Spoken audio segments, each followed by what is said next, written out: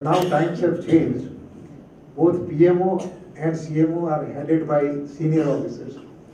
And therefore, to that extent, the responsibility and authority have been of Cabinet Secretary or the Chief Secretary, who are constitutionally required to exercise their powers, has been seriously diluted. Now, what is the power of the Secretary and of a Minister? The business rules say that work of a department will be under the authority of the minister concerned. But it also says it will be responsibility of the secretary to ensure that work is done in accordance with rules and law. So the responsibility for ensuring that work of department is in accordance with rules and laws is of the secretary and not of the minister. So secretary is supposed to advise the minister all the time to say as to what is right course of action. Now this is the responsibility which has been given under business rules, and that is why the civil services have been given constitutional protection to ensure that they give free and fair advice to the political system. It is unfortunate that this provision has been diluted substantially, and therefore civil servants are not in a position either, or they are not willing to give free and fair advice to the political executive. Now there are a whole lot of issues which IVR covered in his second book, This, That, Needs. And issues are of variety of types, from corruption to Indo-Pak relations, from public sector to relation between Chief Minister and Chief Secretary. I have gone through most of them, and I will say that a lot of wisdom and his experience is reflected in what he has written. But there are some issues where I have a different take as compared to IVR. And I thought after I mentioned some of them, he might perhaps think of having a review of his take on those issues. The first thing I am going to talk about is relevance of public sector in our country. I believe some time back Mr. Arvind Subramaniam, former economic advisor to Government of India, was in Hyderabad, and he made a suggestion that in the context of all these scandals which have been going on in the banks, that nationalized banks should be privatized. IVR in his book has written against that suggestion and in favor of continuing with nationalization. Now, having seen the public sector companies in Andhra Pradesh as well as in Government of India, I am a great votary of privatization. In early 90s, I was managing director of AP Electronics Corporation, and that corporation was meant to promote electronic industries in Andhra Pradesh. So apart from me as managing director, there were 3 other directors, all Telugu Desam party workers, and one of them was not even a graduate. So in my first board meeting after I took over, all those 3 gentlemen said, "Sir, in the last meeting, the former managing director had gifted us one color TV. And color TV in those days was a big craze. So they said that you must gift us a VCR. So I said, I don't have authority to give you a VCR. So they said, if you don't give us a VCR, we will not attend the board. So they went out of my office and sat on a dharna, saying it that unless VCR is given, we will not attend board meeting. So with great difficulty, I had to tell them that since I don't have authority, I will write to the state government whether a VCR can be given to the members of the board.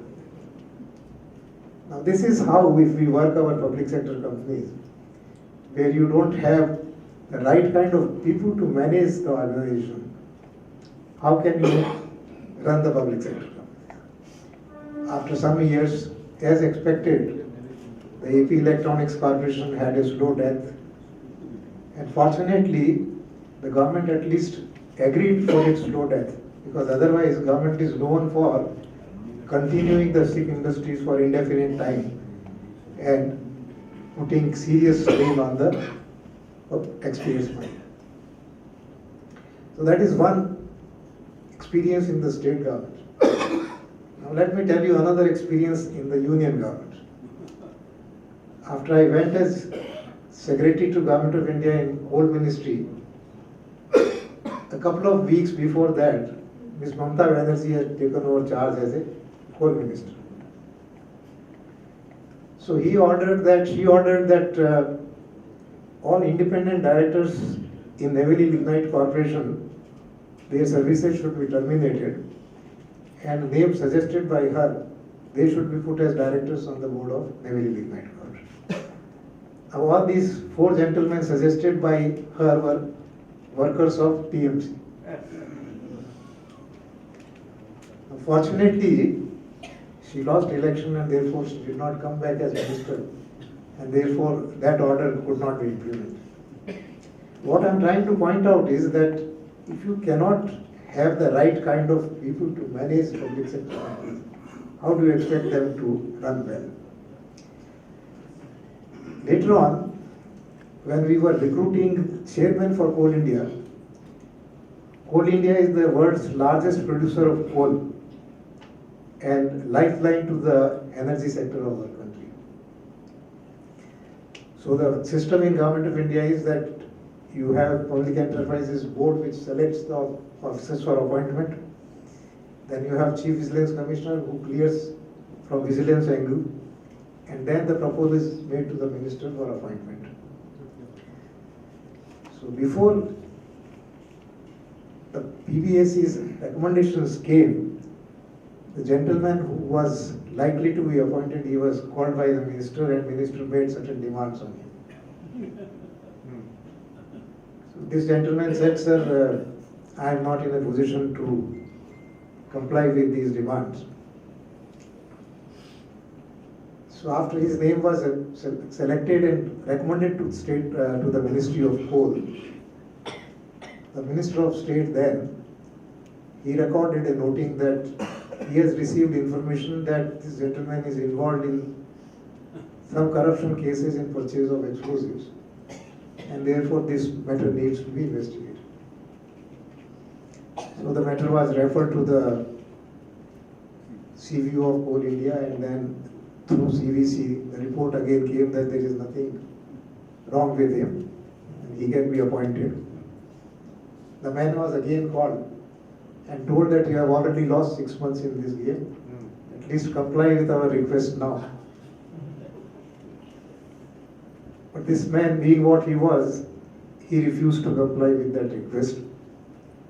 And therefore file returned to me saying it that recommendations of PSB and CVC is not acceptable and his name may be rejected. So I was in a great dilemma as to what should I do, because I thought this man was the right person, and the person whom Minister had in mind was totally undesirable person. So I went through the business rules carefully, and then I discovered that responsibility for ensuring that work of the ministry is done in accordance with rules is that of the secretary. Now, appointment of a chief executive is made by the cabinet committee of appointments committee of cabinet, and minister is only one member of that committee. So I thought that minister's noting is not final noting, and therefore I must refer the file to the cabinet committee. So I recorded a note saying it that these are my views in the matter, these are the views of the minister in the matter, and cabinet committee may take appropriate decision. So next day I got a note from the minister that after minister had rejected the proposal, how could file be sent to the cabinet committee? So I had to record a note saying it that this is the responsibility of secretary to ensure that business of the university is done in accordance with rules. And rule says that decision on this matter can be taken only by cabinet committee and not by the minister. The file went to cabinet committee and remained there for a couple of weeks. In the meantime, Mr. Shibu Soren, who was my minister then, he resigned to go as chief minister of Jharkhand. Now I wonder if he had not resigned and left, whether this man would have been selected and appointed or not. Because 5 members of Jharkhand Mukti Morcha were absolutely essential for survival of the government.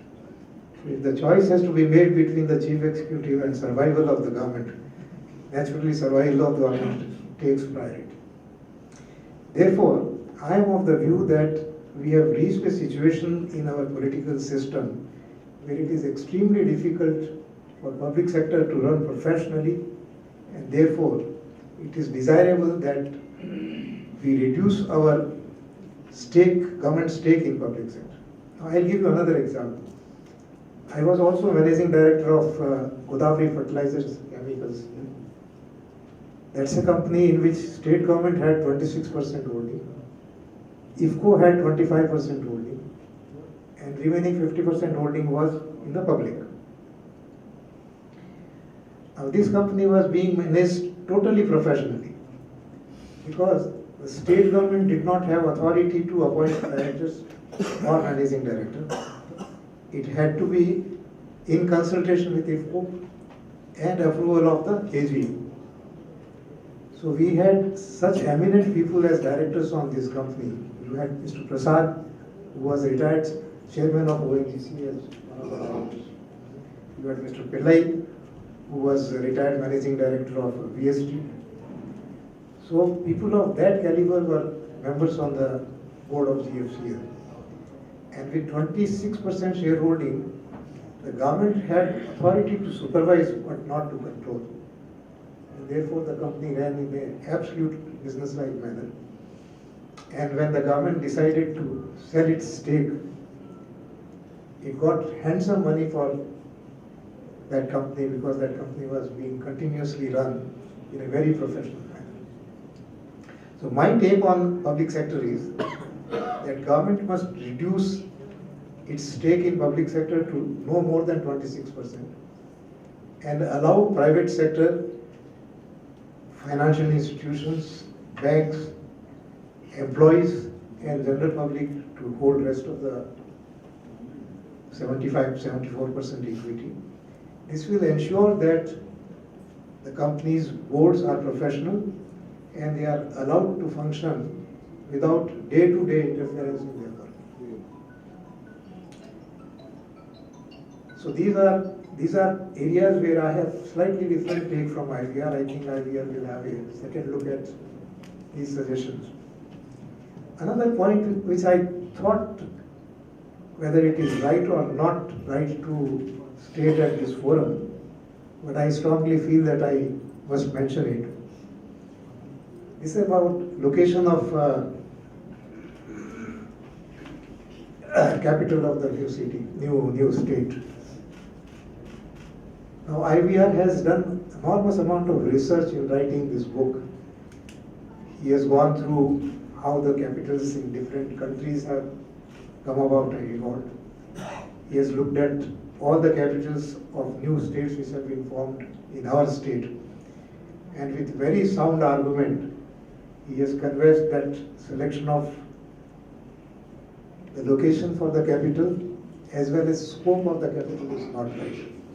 And I don't think anyone can dispute the argument which IVR has made.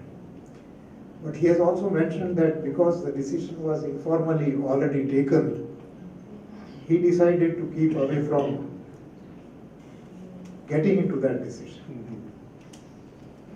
Now my view is that perhaps it was not right for him to keep himself away from participating in that decision. Because my view is that however unpalatable advice of a civil servant may be, ultimate authority is with the political executive. They have a right to take whatever decision they. I mean, civil servants should be under no illusion that their advice will be always accepted, because they are only advisors. Final decision is always with the political executive. But the civil servant's advice is still very important.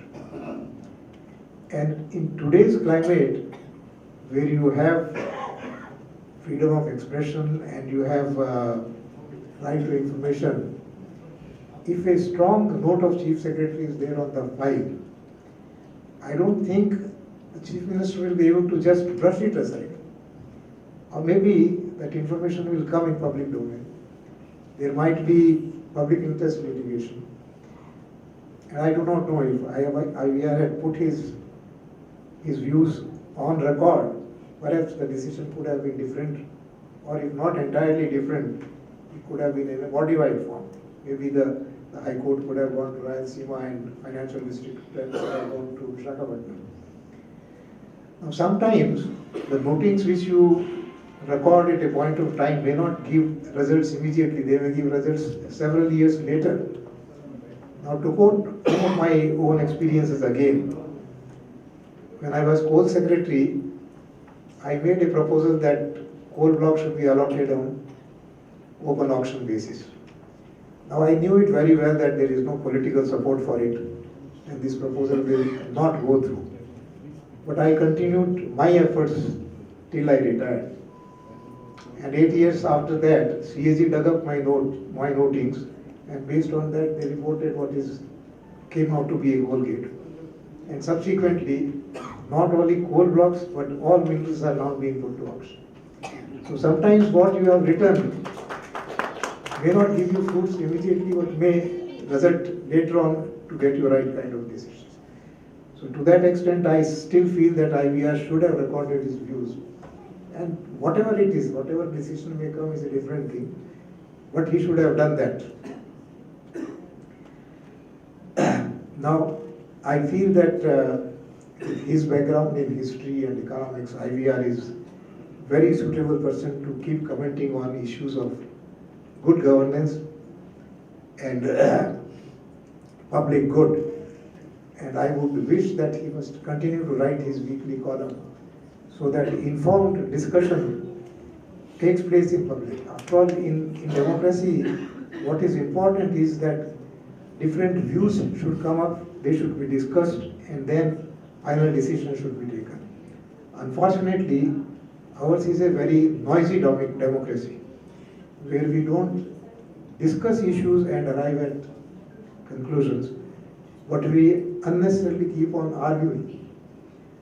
Now we have also a culture where political parties, when in power, they take one course on a policy, but when they are in opposition, they take entirely opposite view of it.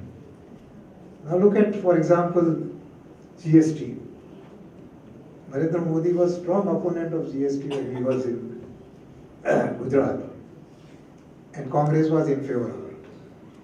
When this government decided to bring GST, Congress created unnecessary hurdles which were not necessary. Similarly, privatization of coal, for example, it was a proposal which was voted by Narasimha Rao government. Congress was in power. The amendment to the Coal Mine Nationalization Act was made in 2014 after BJP government came into power. But as soon as that amendment came, Congress government opposed it. They said there is a sellout of public sector. Now this is a very unfortunate thing. And therefore, I am of the view that these kind of writings which come up in public domain, and then people are more educated, more aware of how decisions are taken, we will be in a position to firmly improve our democratic system of decision making. Public opinion, after all, makes a lot of difference on how decisions are taken by the government. And to that extent, my request to IVR is that carry on with your weekly column, so that public is better educated on various issues which face our country. Thank you. Thank you, Bharat sir, for your excellent address. I request